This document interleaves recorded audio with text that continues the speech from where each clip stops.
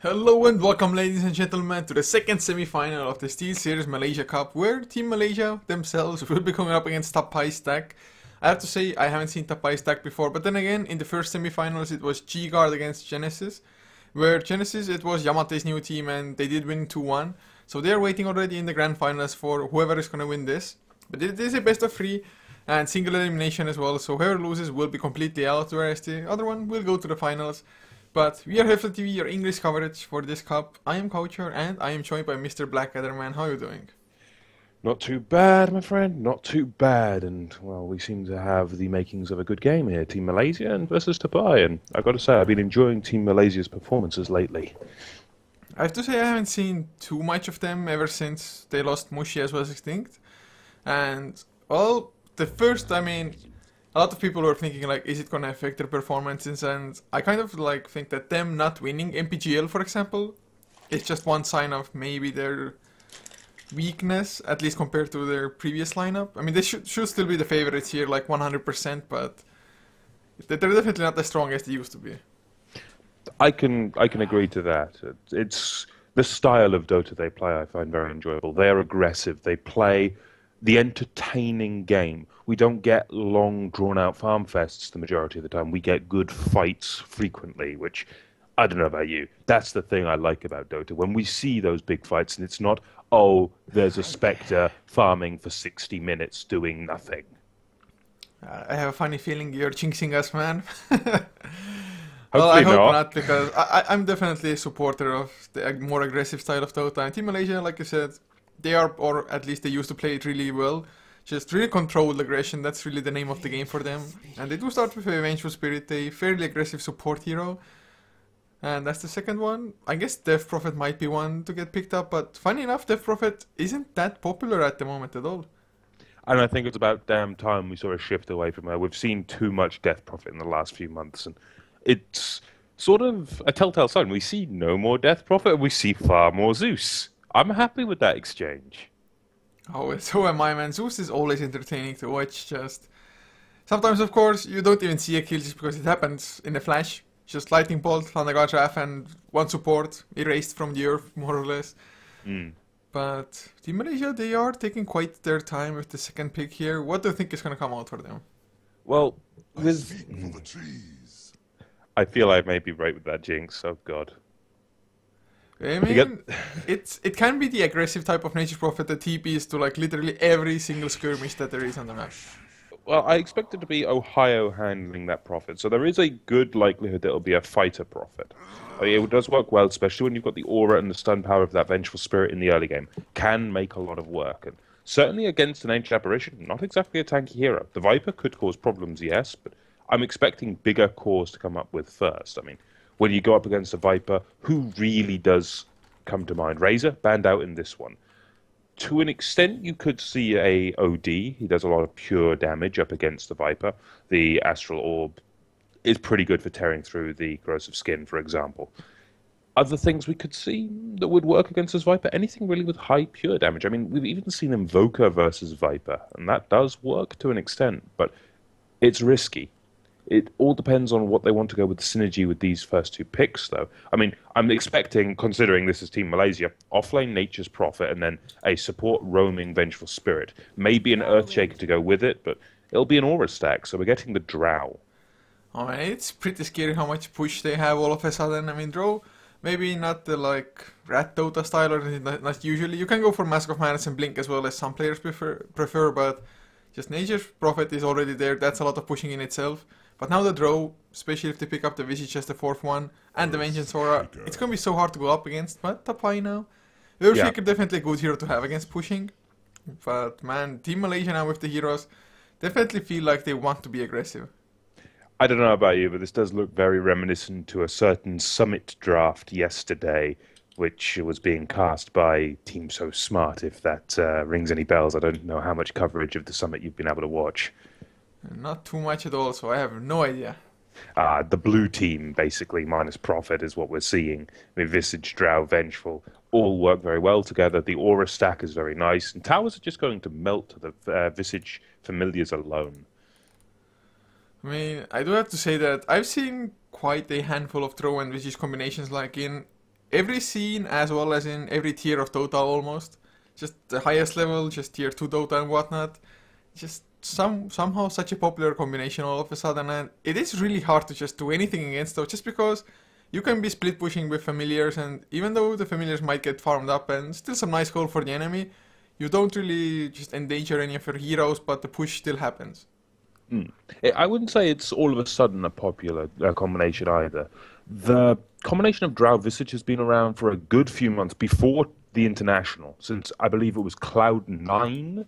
Correct me if I'm wrong. But they were like the only ones playing it regularly. Yeah, but now everyone's realized this is actually a really good combination and can use it, especially now where fighting more often is good. Towers are sure worth less, but early tower gold helps out in terms of those brawls, in terms of those team fights. Imagine if this lineup from Team Malaysia get a good early 3 towers. So we could say about 3,000 gold for the team with just going with napkin math averages. That's components towards an Aghanim Scepter for the Visage. That's maybe Desolator for the Nature's Prophet. Mechanism for the Venge. That's going to just cause all manner of havoc in team fights. And if they can get that early goal from the towers, then I think Team Malaysia might be in a very good position. But Tapai's stack, on the flip side of the coin, are going all-out brawl. They will fight wherever they damn well want. There will be Ice Blasts thrown around, Echo Slams by the Shaker, especially if the Shaker gets an early blink. And before any of that, the Batrider will be setting up kills left, right, and centre with the help of the Viper. Yeah, they definitely rely on their initiation from the Batrider, and like you mentioned as well, maybe an early blink from the Earth Shaker. But if Team Malaysia can put enough pressure and delay those items, just delay maybe the mech on the Viper, Batrider getting the blink as well, and maybe even Ancient Apparition not even getting a level 6 early enough, that's definitely something that they should be looking forward to, because otherwise, Batrider, it is so hard to play against that, especially if you're a Nature's Prophet. You want to be like split pushing moderately, maybe not just full out rat Dota, but you want to push out some other lanes anyway, and Batrider is just such a good hero to punish that. And also, you need some form of blink or just anything to jump a Drow Ranger, for example. You want to get as close to her as possible to make sure that the marksmanship isn't in effect. On that topic, right now, Chaos Knight, unusual pick but would work. I mean, you got Batrider who can jump the Drow or the Nature's Prophet and punish them for pushing. But in a team fight where the Drow's going to try to sit the back lines, Chaos Knight can get in the mix. Especially when you've got an Ancient Apparition and an Earthshaker for the lane support. The downside of a Chaos Knight, he doesn't have a flash farming tool. The upside, he is phenomenal in taking enemies out of position. Yeah, it definitely is, and it wouldn't be too bad. Especially before the Tidehunter came out, it would have been even better just because they didn't have AoE. But Tapai stack go for a Shadow Fiend instead, so I mean, it's not a bad hero to have, I guess, but is it just worth the pick? Is it a little bit too vulnerable in the mid lane, for example? I'm not sure it's actually going to be in the mid. It could be a mid lane Viper here and a safe lane Shadow Fiend. That would ensure you get a few more souls and be able to right click. Upside of Shadow Fiend, very high damage output. The downside, he's very squishy, which is a bit of a problem when you're up against this kind of Drow Visage lineup. The reason I was suggesting Chaos Knight, on top of his ability to take enemies out of position, he is fairly tanky. Oh well, we'll see how they want to run the Shadow Fiend though. It's definitely an option for them to run in safe lane to get guaranteed farm, but we'll struggle with levels a little bit. I guess they're not that important. Viper also wants the levels. But from Team Malaysia, who is gonna be the mid laner for them? I mean, is it Drow? Just how do they run this? Offlane Tidehunter, tri-lane Drow possibly with the supports roaming and mid-lane Prophet. It does make some sense. You could put mid-lane Drow and then safe laning Prophet. But I suppose with the Radiant side here, it is more of a case of their lanes are flexible to an extent. I guess it can even be like Nature's Prophet jungle if they really want to, although then it would be like either Vengeful or Visage farming. I don't know. I guess it still must be like either Nature's Prophet or Tidehunter off lane, Drow or Nature's Prophet mid, and whoever will be left over. I guess it can even be like Tidehunter mid or Tidehunter safe lane farming, man. I have no idea. It's so much harder to know what to expect when you don't like have the full 5. It's not a conventional lineup, I think, is the phrase you're looking for. It's not a conventional lineup by any stretch of the imagination. There's no real flash. If they had like their old 5 players, we could just kind of assume some things by who picked up what hero, but It's just a little bit harder now that they have so-called stand-ins or other people playing. If they had their old five, I would have expected an OD for Mushi in this game, just because there is a Viper. But with his absence, I suppose they're just going to try to go push heavy, get some early structures. If they don't get buildings within the first 20 minutes, I feel like Team Malaysia will have some problems. That might definitely be so, but as the game continues, we're going to introduce the lineups as well. So for Team Malaysia on the Radiant side, Roji from MVP will be playing the Tidehunter, leaving 88729, who should be KYXY on the Drow Ranger, Magnus playing the Visage with Ohio on the Nature Prophet, and the last one will be Net on the Vengeful Spirit. Of course, on the flip side of that coin, over for Team Tapai, we do have on the Earthshaker, Please Don't. We have got Kidal on the Shadow Fiend. Down in the off lane role, we've got Haru handling the Bat Rider. Then up in the safe lane, we've got the duo of Shazreen on the Viper, and we have I'm going to call him God, just for my sanity. I've no idea how to pronounce that first part. Yeah, Tantrum Chess? I don't know. God makes... God. He's God. God is easier, yeah. not to be confused with VP. But yeah, we got God on the Ancient Apparition. Okay, so... At the moment, we might get a clue about how the lanes will plan out. Roji is heading towards the bottom lane of the Tidehunter. Has started with 8 just tangos as well as 2 branches, so definitely a farming Tidehunter, that's for sure, and looks to be an actual tri-lane Tidehunter here. It's with this combination possible to make this work. You've got to consider they will lead with either a Grave Chill or a Magic Missile. That'll then let the Tide get close, hit with the Anchor Smash. Anchor Smash is a very large amount of damage when it's leveled up. Surprisingly large. I believe it hits for 300 at max rank. No, 225, but the damage reduction component is also there, and it's physical, so it does benefit from minus armor, which the Venge will provide, which I expect a Desolator will provide from the Nature's Prophet. So they're going to be looking to abuse that. But if Roger gets a good level of farm, that's going to be an early Blink Dagger. Certainly. Or maybe look for a Refresher, at least in the relatively foreseeable future, but not in the first 25 minutes. Yeah, I mean, I really like farming Tidehunter, to be honest. It's extremely strong, you just get so damn tanky, it's almost impossible to kill you if you have enough farm or the correct items for it. But at the moment, I mean, otherwise I would have liked Tidehunters even being solo. That would have left the Visage and Vengeful to just freely roam around, because Tidehunter, he can definitely handle his lane on his own. Batrider, of course, a little bit annoying even against the Tidehunter with the Kraken Shell. So they will probably have like one support there at all times, so I'm not too sure how aggressive their support can be on the map. But Tidehunter with that early blink is definitely going to be scary. Yeah, I'll agree to that. The thing with the Bat Rider, though, the problem with the Bat in a 1v1, Bat will generally win. Even with a support here, Haru needs to play aggressive. Haru can kill a support outright with this Bat Rider. It's the benefit here. The only support he really needs to be worried about is the Vengeful Spirit that can stun him out and just lock him down for too long. If he can just get stacks up, though, he can kill Visage. Visage is not tanky enough at this early point, but now in rotates net, Magic Missile to land. This could be the first blood, but the Tidehunter isn't anywhere near close. Can't get that physical damage off. He's farming at the minute, so not going to be there. But there is a TP in threat of it, at least, by the Nature's Prophet of Empire, but he does cancel and continue to farm on the top lane. I mean, I don't think they would have had enough anyway with him TPing in. Even if he had the Sprout, you can Firefly over it or just eat the Tango away with it.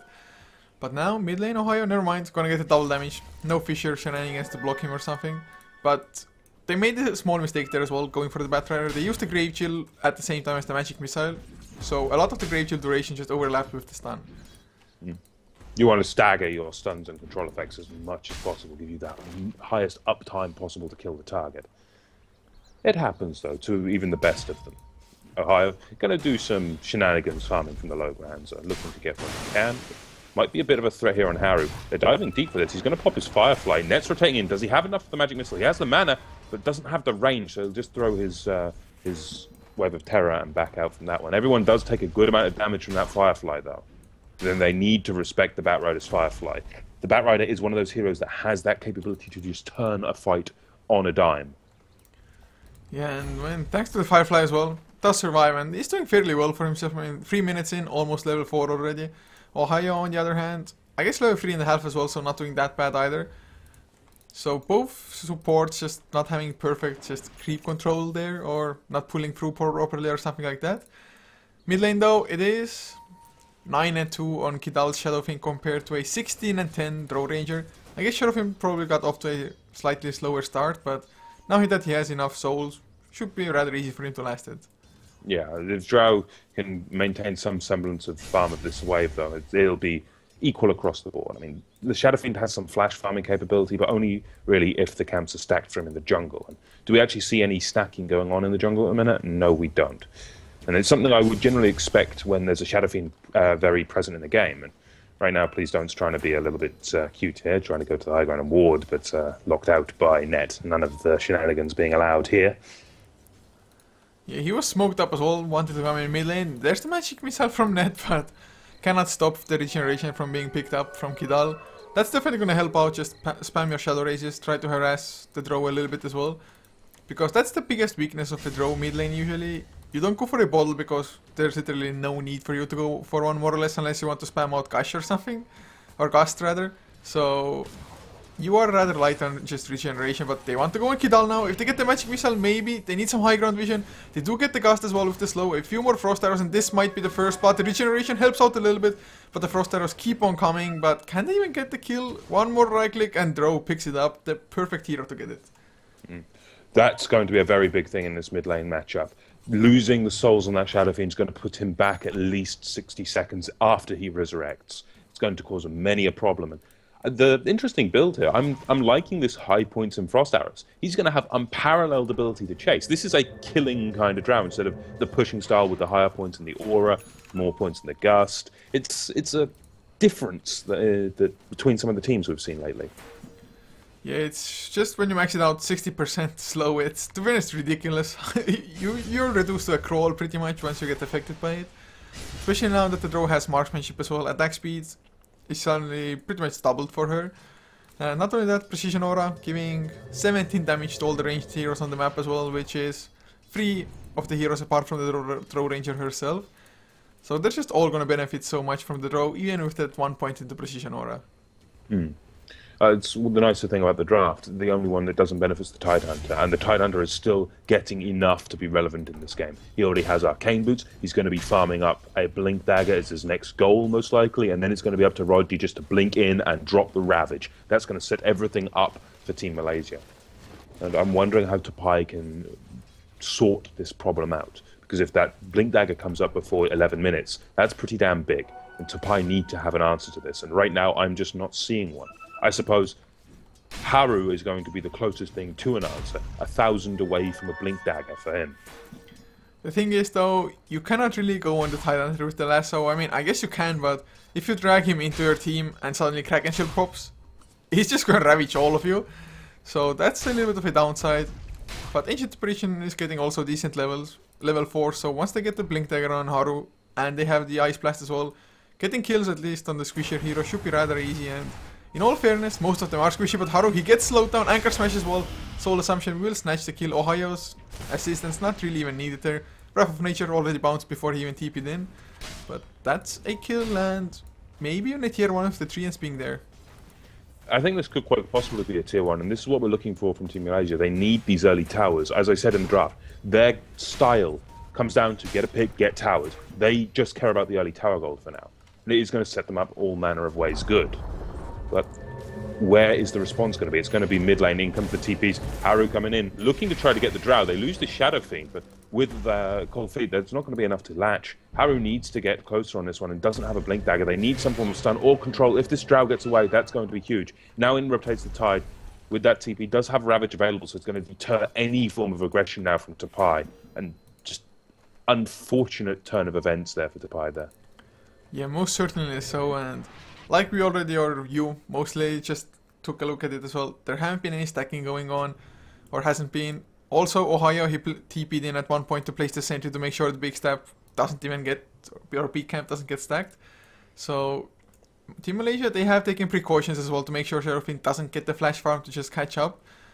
And Viper at least is getting closer to a mech, only about 320 gold away from it. That's definitely going to help their ability to fight early, but without them having a Blink there as mid lane, well, Drow gets an easy kill, just a few right clicks into the Ancient Apparition with Frost Arrows. But do you think just the mech on Viper, him rushing it, is it gonna even matter? I mean, is he going to look for team fights without the Shadow Fiend and the Batrider having their core items? I don't think the mech is going to matter all that much, because if I look at the flip side of the coin, Malaysia almost have their mech online as well, and it's going to be on the Tide Hunter. In fact, is that a full mech flying out? Near enough. I see a headdress, I see a buckler, no actual mech recipe. So he's doing very well himself. If Roger can get a mech up at a reasonable time before or after that Viper, it's gold. If they cancel each other out. Yeah, that's more or less true. And Magic Missile into Kidal now, they won't get the follow-up, but TPs are coming. Rochi still has his ultimate if he wants to use it. Viper Strike, well, that Viper Strike does absolutely nothing. I mean, it damages him a little bit, but it's just a spell on cooldown now. If anyone you throw it on, the Tide is probably the worst target. Not going to help in slowing down his right click, and he's just going to remove it with the Kraken Shell. Whereas if that was on a Drow or a Visage, or hell, even the Nature's Prophet, that has permanence into possibly killing a target. So Haru will just go to the top lane now to farm up instead. They really need the Blink Dagger on the Batrider mid lane. Well, Shazreen doesn't have himself the Viper Strike to work with. Has the mech now as well, but you can see that the changes to mech already. I mean, he just now ticked enough mana for himself to use the mech. But using the Viper Strike, the mech, and poison attacks all in one fight without having power treads is going to be somewhat tricky for him.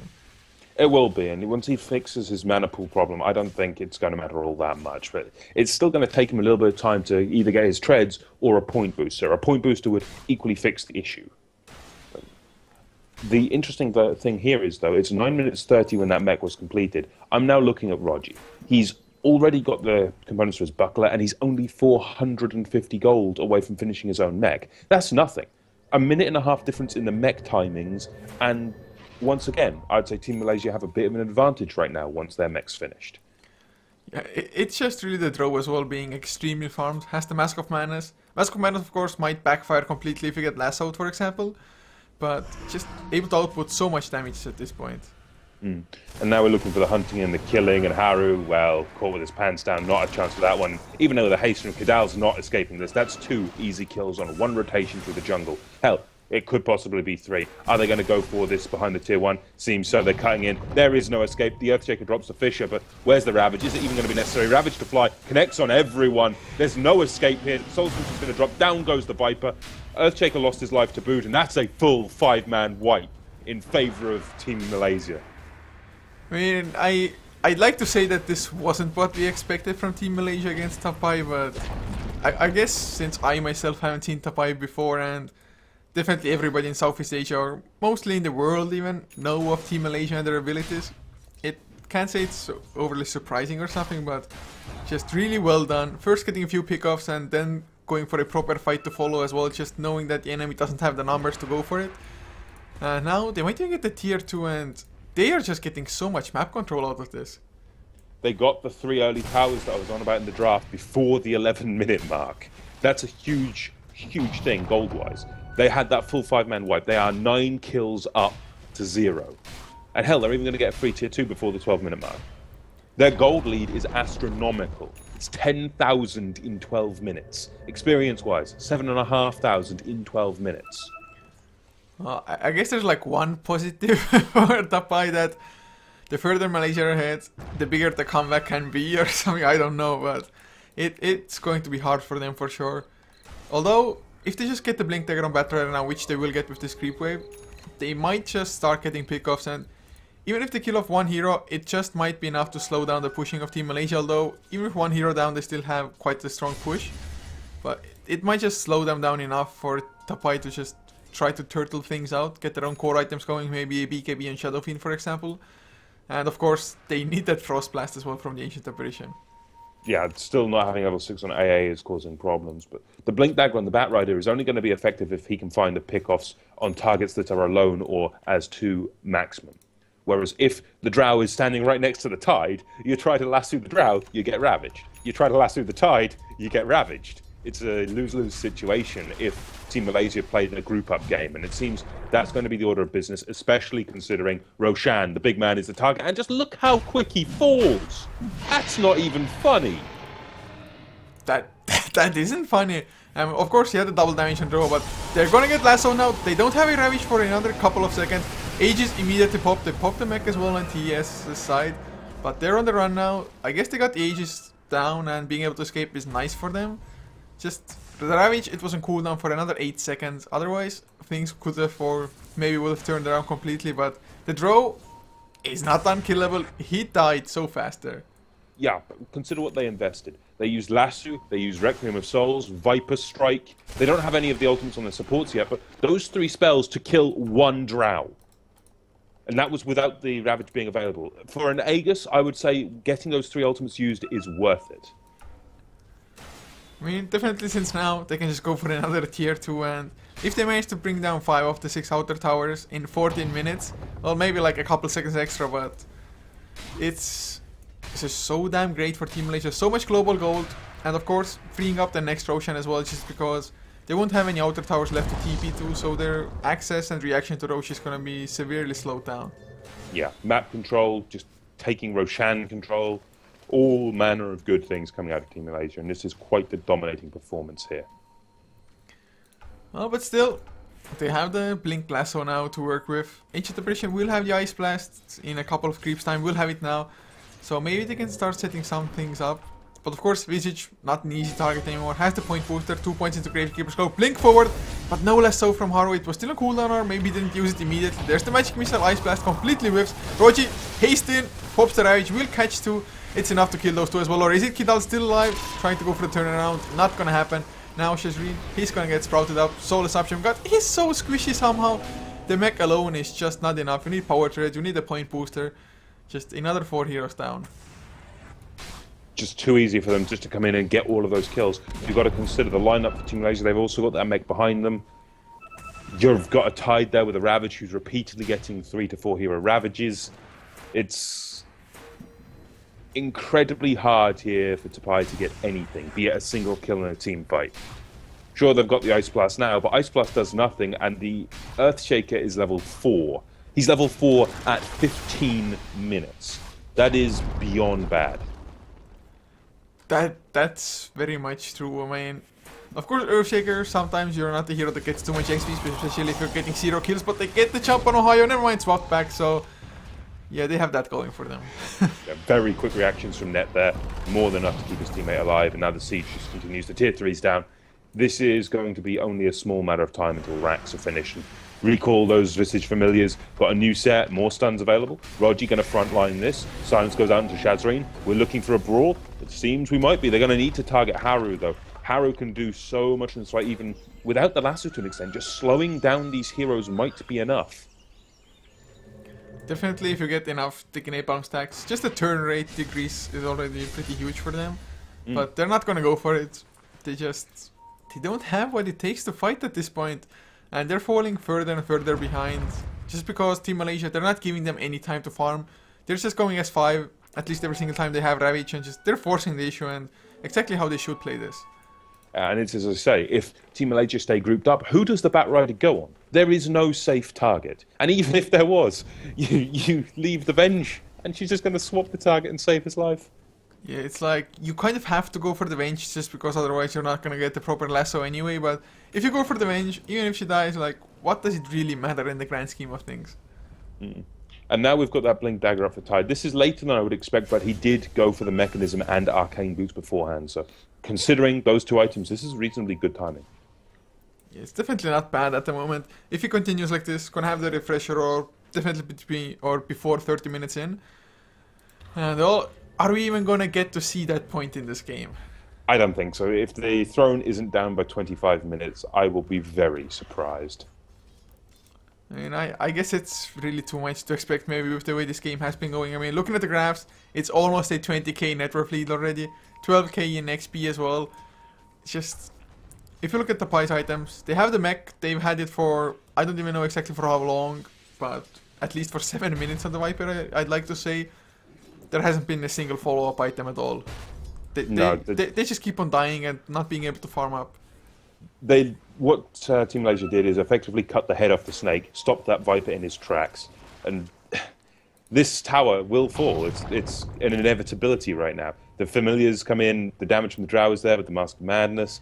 If they go on the Drow, he's going to be saved by the Tide and the Venge. And to top this all off, if we look at the graphs at this point, it just gets worse. That's a 20,000 gold lead and a 12,000 experience lead. Team Tapai have 0 kills in this game. I hope they're gonna get at least one, just like in football or something. It's, I don't know how they call it in English, but kind of a like mercy goal or whatever. A mercy killing. Yeah, I guess so. I mean, it would be really sad to see them getting 0, but oh, the blink ravage will catch at least 2. They're going to blow up the Shadow Fiend so damn fast. Can they get more though? Rochi does drop pretty low, but the mech keeps him healthy for now. High splash just a little bit too late. Haru is going to get casted up. And well, can they get the one? 4 of them are already dead. I don't think the Viper will get the counter kill here. Looks like this might be just a clean sweep. Now that is the 3rd team wipe of the game. Team Malaysia dominating. This is what they are capable of. Respect them, otherwise this will happen. 18-0. Racks are falling, and there is just no coming back for Team Tapai in this one. Not a chance. I'm hard pressed to find like any chance for them. Like 2 racks, 90 minutes in, with the farm that Tapai has as well. They're not calling GG yet, so I guess that's nice. But they definitely want to just get that 1 kill. I feel like. 1 kill is a success, 1 kill is the win. I don't think so. I honestly don't think they're going to lose anyone here, especially with that Manta control coming onto the Drow. Taking a lot of damage, but just look at this. The Viper cannot stand. Drow taking a lot of damage. Wow, Drow actually drops. Holy hell, I did not expect that. Now the GG call. They kill off the Drow Ranger in their hatchet. I suppose the Ice Blast connected, and that was the whole thing to seal the deal. It's just Mask of Madness boosting up every little bit of damage you take. So they get the one, 22-1, man. It's a great score for Team Malaysia, what can I say? And do you think the second game will be any different? I don't want to say. I'm hoping it will be. I'm just secretly hoping for a game 3, but if Team Malaysia continue on this performance, it's just not gonna happen. But Tapai maybe go for a slightly different lineup, maybe go for some more aggression of their own, maybe it's gonna work out better, but we'll see, guys. And just having said that, we are gonna head into game number 2 of this best of 3 series for the Steelseries Malaysia Cup semi-final. Genesis already waiting in the grand final, Yamate's new team. So it's gonna be played on the 7th of December at, I believe, 14 CT, 21 SGT. So the grand final will be then, but we're heading into game 2 now. Hope you enjoyed the game, hope you enjoyed the cast. If you did, you can always follow HeflaTV for more content. It is Twitter as well as Facebook, HeflaTV for both. For the casters, at Coucher for me, at Mr_Blackadder for my co-caster. And hope to see you guys for game number 2.